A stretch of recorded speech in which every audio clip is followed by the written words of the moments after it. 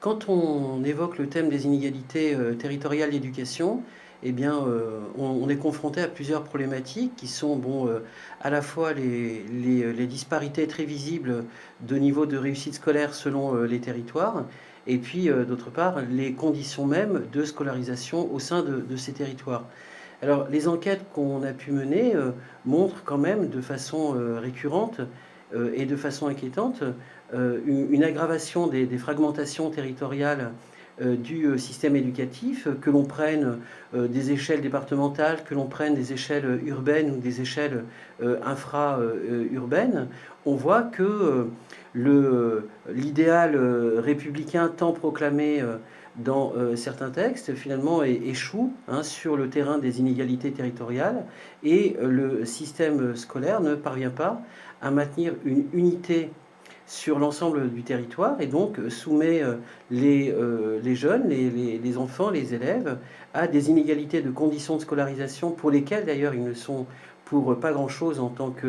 que citoyens, et ces inégalités de conditions compromettent pour une partie d'entre eux, notamment les plus faibles, le devenir scolaire. Alors, par ailleurs, on observe malgré ces constats un ensemble de mesures qui, davantage que de limiter ces phénomènes, tendent à les renforcer, comme l'augmentation du niveau de l'établissement et de l'autonomie qui renvoie la responsabilité aux équipes pédagogiques. Et encore, on pourrait ajouter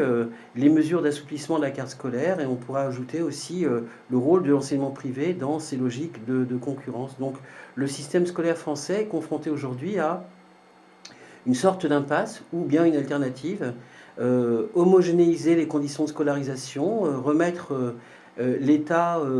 je dirais, dans le jeu, ou bien augmenter davantage encore les fragmentations et le libre choix de l'école. Donc il y a une opposition entre un enseignement plutôt égalitaire d'un côté et homogénéisant, et de l'autre plutôt un système morcelé, fragmenté,